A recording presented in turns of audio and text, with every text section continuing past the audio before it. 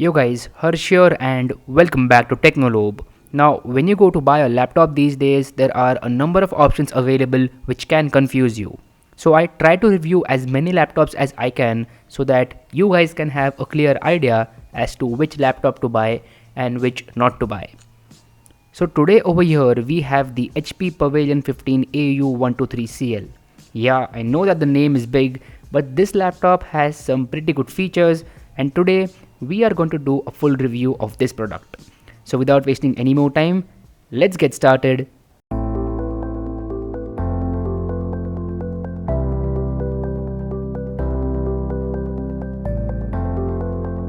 Okay, so first up, let's go ahead and talk about that display.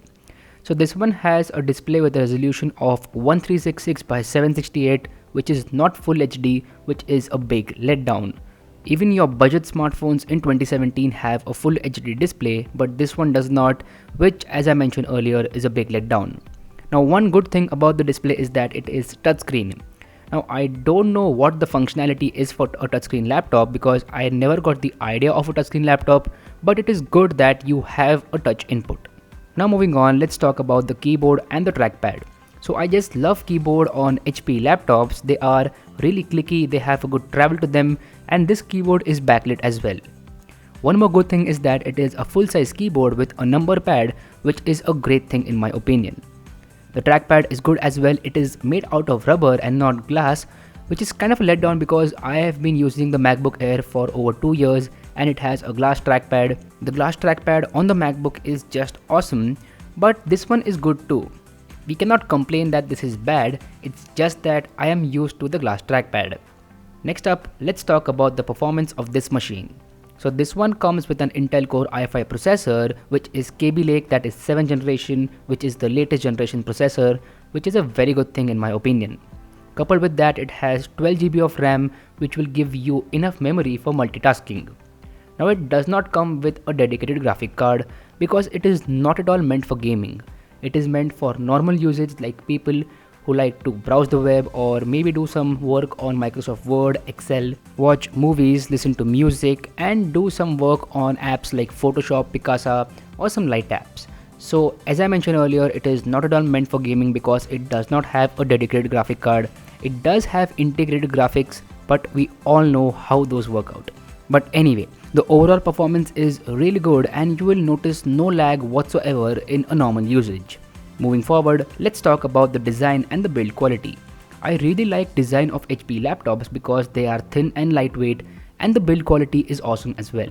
So there are no complaints in terms of design as well as build quality. Now moving on, let's talk about the input output on this laptop. So if you see on the right side, you have a dedicated SD card slot, you have a USB 3.0 port, an HDMI port and an Ethernet port. Besides the Ethernet port, there is the power connector.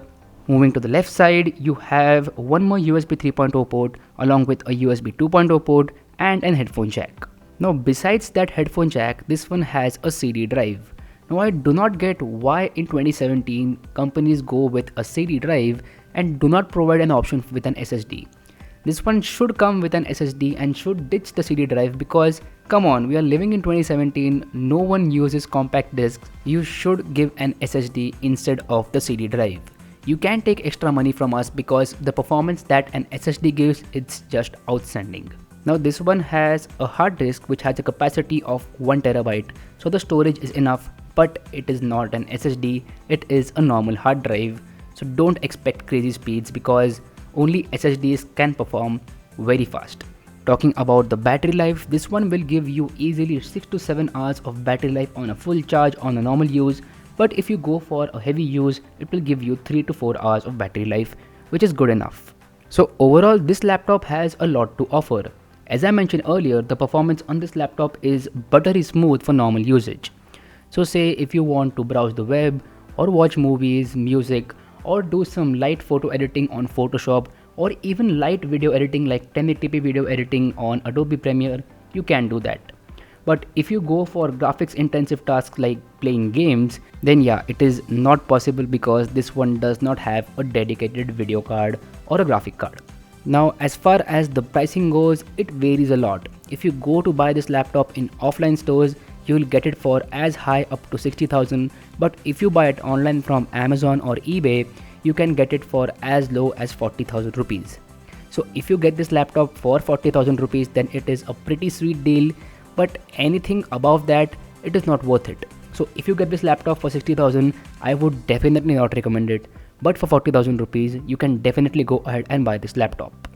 So anyway, that's been it guys. This was my very quick review of the HP Pavilion 15AU123CL. Do let me know how you feel about this in the comment section down below. If you like this video, go ahead and hit that like button. Also, make a note to subscribe to the channel now. You can follow me on Facebook, Instagram, Snapchat, Twitter, wherever you want, and I will be happy to assist you. My name is Harsh Punjabi, and I'll see you guys in the next one.